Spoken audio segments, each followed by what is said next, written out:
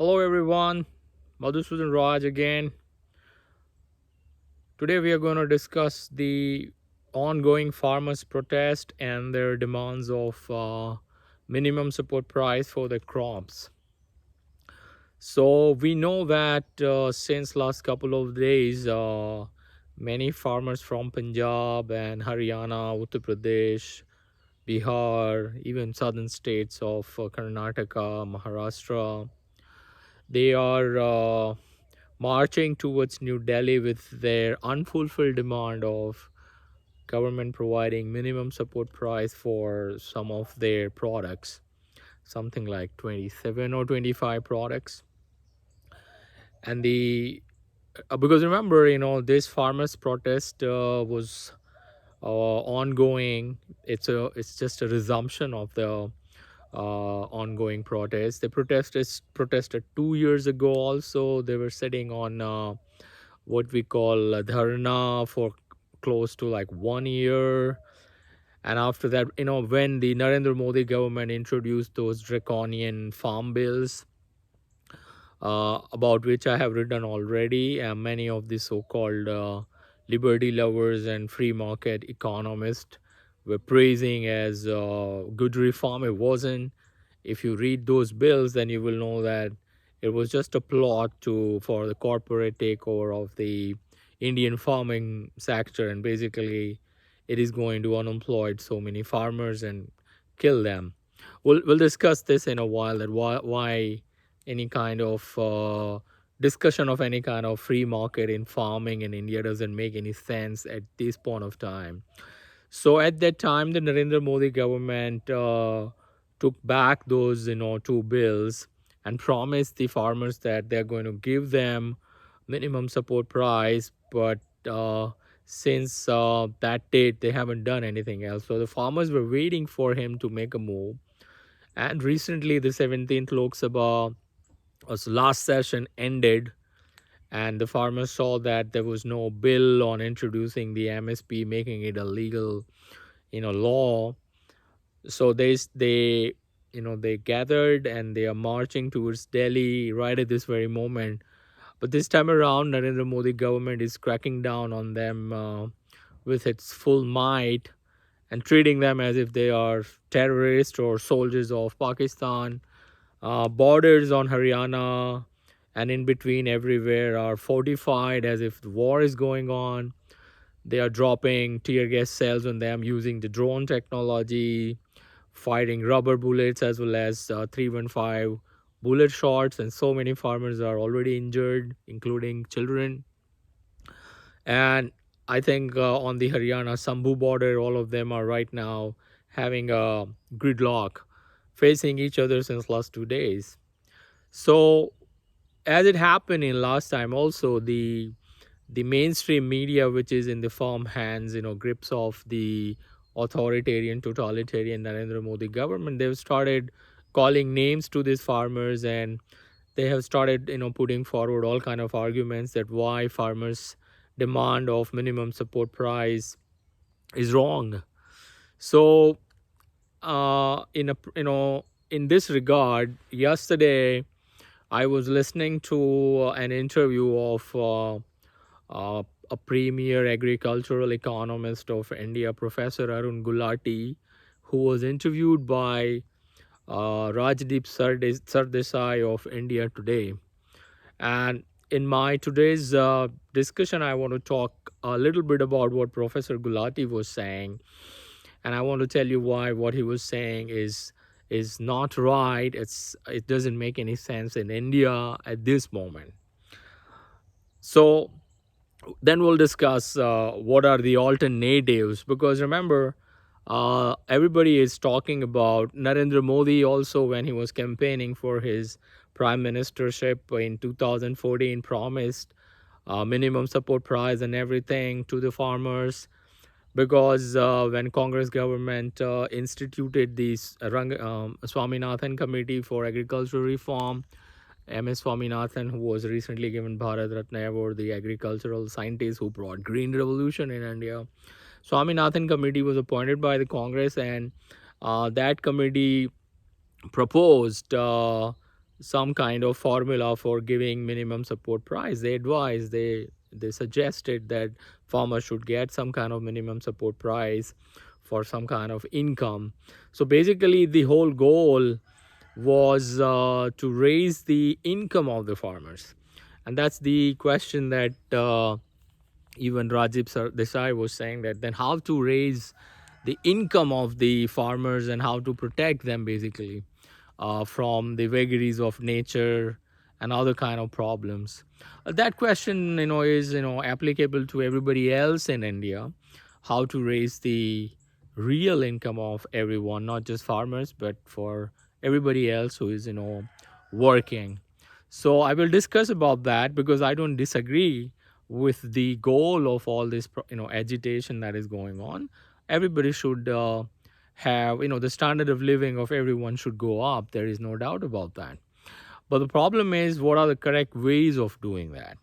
So let's discuss what Professor Arun Gulati was telling Rajdeep Sardesai. So Arun Gulati is not in favor of minimum support price, uh, and he is kind of known as some kind of a guy who is advising for free market reforms in the agricultural sectors. I think he's connected with the Saraj Joshi movement, Setkari Sangathan movement in Maharashtra. And he was giving examples of uh, how demand and supply forces should determine the prices of farm products, and why giving minimum support price will kind of violate this economic principles of demand and supply. Uh, when he was discussing all this thing, what was coming into my mind is simply this: that all this analysis of market economy are only applicable to a country, to an economy which is market economy. In India, there is no market economy. India is a socialist country where central planning determines everything. As Ludwig von Mises said, the market forces are hampered, the demand and supply forces are hampered in India. So there is no market determination of prices of commodities in India. So discussing that demand and supply forces should be allowed to determine the prices of the farm products in India is meaningless, is senseless, because there is no market in existence in India. At the most, what we have is the hampered market, it means to say. The government interferes in everything in India, whether that is economy or society or culture or religion, or as we see from this Uttarakhand UCC bill, in your bedroom also. They're trying to control your thought process also. So there is no free market or a market economy in India. So discussion of demand and supply doesn't make any sense. If you really want the market to determine the prices of farm products, then first of all, Professor Arun Gulati should, advise the government to create the condition of free market, bring in the free market economy in India. Then we can talk about market, forces of demand and supply determining the prices of the farm products and everything else. Without that, it doesn't make any sense to talk about demand and supply, because the government interference is everywhere. It's an interventionist society, it's a socialist country where central planning is everything. Second thing that Professor Gulati was talking about is he was talking about, on one side, he talks about free market reforms, and on the other side, he also talks about stabilization fund for farm prices. So he was talking about, suppose if the market price is lower for some product, and then the government deems that it should be higher, than the gap in the market price and the desired whatever fair value, or whatever you want to call livelihood, or what they call subsistence level, price of that farm product, government will fill that gap. But then if you're really wanting free market reforms, then why talk about stabilization fund like this? Create the condition, create the market economy first, and then the market price system, profit and loss system will determine which farm product the farmers are going to produce and which farm product the farmers are not going to produce. Because remember, in India, there is no natural course of development through us this 75 years of so-called post-independence years. We have socialist central planning economy since 1947. The Indian planners and the Indian founding fathers, they decided to go along with the Russian model of 5-year planning and socialist central planning in their country instead of going with the capitalist model of free market enterprise economy. So when you have 75 years of government interference, nothing is determined by the market forces. And that is the reason why, if you really want that, you have to first create that kind of environment.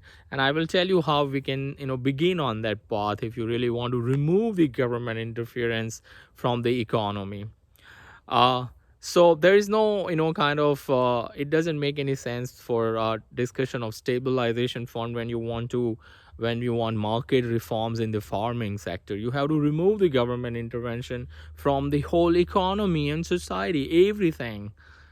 You have to understand what market economy actually is. He is an economist. He should understand it better, but he doesn't, right? Because if he knew what market economy is, he will never talk about price stabilization fund, because stabilization fund is not going to stabilize anything. And in market economy, as I said, what determines which kind of farm products or what kind of products are going to be produced is not only the price system but also the profit and loss system.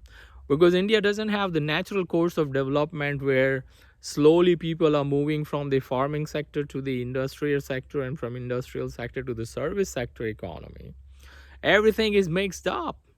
I believe the Indian development model is upside down, where close to 60% of population depends on the farming sector. But the farm sector's productivity is so low that the contribution of farm sector in the GDP is close to maybe 10-11%. And where the service sector is the biggest sector of the economy, only few people are involved, percentage of population is involved into that sector. So as I was listening to another interview of Yogendra Yadav, who is also agricultural activist. He very rightly said that if you really want the farmers to move out of the farming sector and do something else, suppose if there are so many people involved into the farming sector and that is what is suppressing the wages, and you want to move these people out of the farming sector and put them into other sectors, then where is the growth in other sector? There is no employment generated into service sector or the industrial sector. People are unemployed everywhere in India, and that is the reason why they are forced to do all this kind of other work. That is the reason why they are forced to do farming, right? Because the productivity is so much low. Indian farmers are illiterate, and there is nothing going on about scientific, agricultural, revolution. So, because there is no natural development, talking about all this thing doesn't really make any sense. It's all so much mixed up. It takes so much of time, centuries before the structural changes in an economy can come. Like in USA, when they started, so many people were doing farming. Like 100 years ago, a large chunk of population was involved into farming sector. But as the natural course of development took place, industries, came into existence, and then slowly the service sectors came into existence. They absorbed all this labor that was getting freed from the farming sector into the industrial and service sector. And the productivity also, went up so much because of the capitalist production, use of technology and saving and investment into the farming techniques, that not many people are required to do farming. The population is also low. If you come to USA and see, the farmlands are huge over here, where they can use all those machines, and the economies of scale can be ripped, and the increasing returns to scale can be observed. In India, that is not not possible, because the population size is so huge. As we know, the farm land is so small that any kind of application of capital goods, technology, machines is not really viable. So you don't have the natural course of development. So please don't talk about free market in India, because there is no free market in India. In America, as the productivity increased, then slowly the percentage of population involved in farm sector reduced. And but even with that, the production continued to go up. So, for example, right now, only 2 or 3% of the American population is involved in the farm sector, but they produce more than anybody else. It's because of this, capitalist development that took place over that. That India has skipped this, that phase completely. As I said, the development is upside down, right? The survey, because the government is determining everything. The central planners, they decided to go along, with industrialization straight away in 1947. When agriculture was a major sector, they neglected agricultural sector. They neglected the rural areas. The cities are bigger, as we call the urban bias. All the investment is in cities and nothing is into the rural areas, nothing is into the farming sector. So of course the productivity is going to be low, and so many people are involved into that. And when they go into cities, that creates more problem and more pressure on the urban, areas, because the central plannings are not in a position to give them what they want, because they don't have the price and profit and loss mechanism to work with. Anyway, so that is why any kind of discussion by anyone about market reforms in farming sector, or the Narendra Modi government's bill on farm bills, we're going to introduce those bills, are these market reforms, is senseless. It doesn't make any sense. Anyway, let's talk about then how we can go towards. I mean, I understand the market economy is what is required in India, but it's not that easy, right? You have to have political will, and people and the voters must be ready for these kind of drastic changes that are going to be implemented by the government. Suppose if we have that kind of government, only then it was. And you should know the steps that how you can remove the government intervention from the economy, right? The market always exists in the background. You just have to remove this government's interferences, from the economy and society also.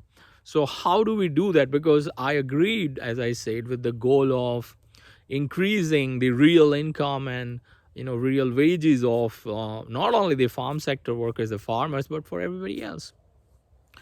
Now, one thing that Professor Gulati missed, or he do not understand, is that prices are not only determined by the demand and supply forces, but also from the money side. There are 4 factors involved in determining any price of any commodity: the demand and supply of that commodity, plus the demand and supply of money, or whatever currency is in use into that particular economy. In case of India, that means rupees. So what is happening is that you have to also understand, Professor Gulati did not talk about it, because maybe he did not understand it, or he did not understand the connection, how the whole economy works. He did not discuss the difference between nominal income and real income. If he would have talked about nominal income and real income differences, then the discussion, the solution of raising farmers' income can become easy, because we don't want to raise income, anybody's nominal income. Nominal income is just in rupee terms, like 100 rupees or 400 rupees or 1 lakh rupees. It doesn't make any sense unless and until you take also into consideration prices. So for example, I give this example into my classroom all the time. Suppose I give you a choice to live in 2 countries. Like, let's say you are in India or you are in Bangladesh, for example. Suppose in India you're a farmer and your monthly income is 1 lakh rupees per month. And suppose you are in Bangladesh, and let's assume that they also use rupees. In Bangladesh, your monthly farming income is, let's say, 10,000 rupees per month. And I always, ask my students that in which country you will, decide to live. Very quickly, most of them will say that they want to live in India, because the nominal income in terms of numbers is 1 lakh rupees, right? And in Bangladesh, obviously, the number is less. The nominal number is only 10,000 rupees, so nobody wants to live there. Then I tell them that you missed one very important fact when you are trying to understand this economic issue, standard of living. Because nominal income doesn't mean your standard of living is higher.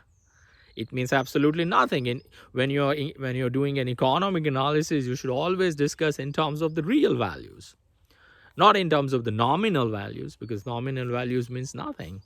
So then I always tell them that, okay, now I'm going to give you another information and then tell me where you want to live, whether you are going to change your decision of, settling down as a farmer in India. Then I will give them the price information that, okay, your income in India is 1 lakh rupees per month. But suppose now the price of petrol that you have to use to run your tractor, let's say, for example, is 50,000 rupees per liter. Okay, and suppose now you're living in Bangladesh and your monthly farm income is 10,000 rupees per month, and the price of petrol is just 2 rupees per liter. Now tell me, where do you want to live? And of course, immediately they change the decision. Then they say that those who understand, those who have a little bit of common sense, because ultimately money, nominal income, is not going to determine or reflect your standard of living. What is important is how much your money can buy for you.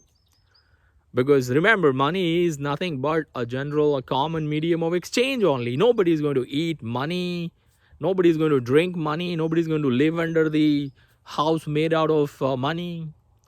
You're going to use that money, ultimately rupees, to go and buy the things that you live, your life. And if your money is buying less and less every year, that is where I'll bring in the inflation. Because the purchasing power of that money, rupee, for example, is going down, then that nominal income is useless. 1 lakh rupees nominal income with a price of petrol 50,000 rupees per liter is way less than your 10,000 rupees nominal income in Bangladesh when the price of petrol is only 2 rupees per liter. So it doesn't matter. I mean, your income can be 500 rupees per month when everything else is selling at paisa. It used to be the case long time ago, I remember, right? So I don't see, these kind of analysis going on yesterday when Professor Gulati was talking about. So the problem here is not the nominal income of farmers, but the real income of farmers. And as I told you, if you really want to increase real income of not only farmers, but of everybody else, then what you have to do is you have to eliminate inflation. You have to make inflation zero. And for that, you have to dismantle the central bank RBI, which creates inflation, which prints so much, creates so much of rupees that the rupee supply goes up compared to its demand, and it reduces its purchasing power. So when rupee is losing its purchasing power, it seems like everything else is becoming costly. No, this production of goods are actually going up, but the creation of money is faster than that. So that is why it is buying less and less. So the government is stealing your hard-earned income, your production, by using inflation. And who is responsible for inflation? The politicians, government, and they do that by using their central bank. Because remember, RBI is wholly owned by the government of India. So if Professor Arun Gulati really wants market economy, or if we really want to increase the farm income, if we want to really increase the real wages of farmers, the first thing that we need to do is we need to bring inflation to 0%, not 2%, 3%. Right? As Raghuram Rajan falsely said, no inflation targeting. The target of inflation should be 0%. Inflation is a tax. Inflation is a theft. By using inflationary policies, government steals your money out of your pocket. So let's start a movement of ending the RBI in India, like the movement that is going on in USA of ending the Federal Reserve, which is their central bank. Because if you dismantle the RBI, You stop the inflation, money supply is stable, production of everything goes up. Everything will be cheaper because the purchasing power of rupee will go up now. Your money will buy more for you. You don't have to work hard. Straight away, farmers' real income will go up. Not only farmers' real income, but everybody else's real income will also go up. Talk about eliminating all the taxes. Now, remember, when you dismantle the RBI, what will happen? It will also tie the hands of the government, because remember, the RBI is the enabler of this big totalitarian, authoritarian government. The resources, the money that the government is using to buy votes and to fight wars and to run all this welfare scheme, that money comes from the RBI's printing machines. When you are dismantling the RBI, the central bank, government does not have those resources to control your life and everything else, the economy and the society. So if you want to reduce the intervention of the government into the economy, you want to dismantle the RBI. There is no central bank, there is no free fund available. Finance minister or prime minister cannot call Saktikanta Das, the governor of RBI, and say, hey, we need this much of money, just print it for us. That will stop.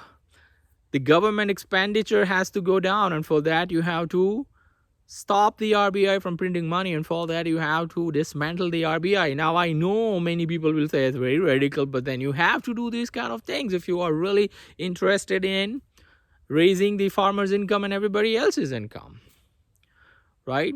The rupee's value must go up. The purchasing power must increase. With that, and as I said, once you remove RBI, it will reduce the role of the government into the economy and society of India. You remove socialism, central planning with that. You tie the hands of the government. You can replace that system by, with your gold standard or silver standard, 100% reserve banking system. With 100% reserve banking system will also stop the commercial banks from inflating the currency. Right? They will not be able to, what they call, the multiplier effect will not be there. It's all these big words, but it's nothing but theft. So I think the focus of Indians should be on this one institution, RBI, which is the enabler of this big government. Without the RBI, these business tycoons, they cannot borrow money and fund that money to the BJP with electoral bonds and all kind of things. You have to break that money machine, and then we can win freedom for ourselves. Otherwise, it's nothing. All this stabilization fund and talk of this and that is never going to help anyone, because inflation is going to eat away at your hard-earned income every year. Politicians are going to steal from you, right? With tax money and market borrowing it will not be much, because the bond rating of Indian government is horrible. Nobody's going to lend their money to the Indian government. Their hands will be tied. The government will become small. So those people who love freedom in India, at least start with these kind of reforms instead of talking about this farm bill and that farm bill. Without dismantling these government socialism and central planning, you cannot talk about privatization and market reform and all that. It's just going to put people into more trouble, right? If you don't want to give money to farmer, you should not, government should not be giving money to corporate houses also and to anybody else like that. Dismantling RBI will start that process. The next step should be to reduce the rates of taxation, of dismantling GST and income tax and everything else. Two of these steps will straight away increase the income of the farmers as well as everybody else. My question is, are the Indians ready? Can Professor Gulati, take side of this reform? Can he go on camera in front of Rajdeep Sardesai or anybody else, or go in the halls of the parliament, or go and sit on the government committees and tell them to dismantle the RBI? If he cannot, if anybody in the India cannot do this, then forget about solving the farmers or anybody else's problem. The situation will continue to get worse and under these present conditions. Right? Because remember, the focus of Indians should be on the central bank, because that is one institution that is ruining everything. They are the enablers of this big government. Anyway, I wanted to talk about this issue because I believe that uh, Professor Gulati was wrong, and everybody who is calling farmers terrorists and everything, or the farmers are rich or wrong. Farmers are not rich. Every year in India, close to 40,000 farmers commit suicide. So many other people also commit suicide, which is not right. If you really want to improve the standard of living of Indians, you start by dismantling the RBI. And the next step is to reduce the taxes, dismantle the GST, remove the income tax. And if you really bother about government, make government small. Government is not required to do everything else. Slowly. And that is how you bring in the market economy and make everybody's life better. Otherwise, if you're not going to carry out these changes, any talk of market or making farmers' life better is useless. Anyway, I will come again next time and we'll discuss what is going on with the farmers' protests and other such issues. Thank you very much for watching me. Goodbye.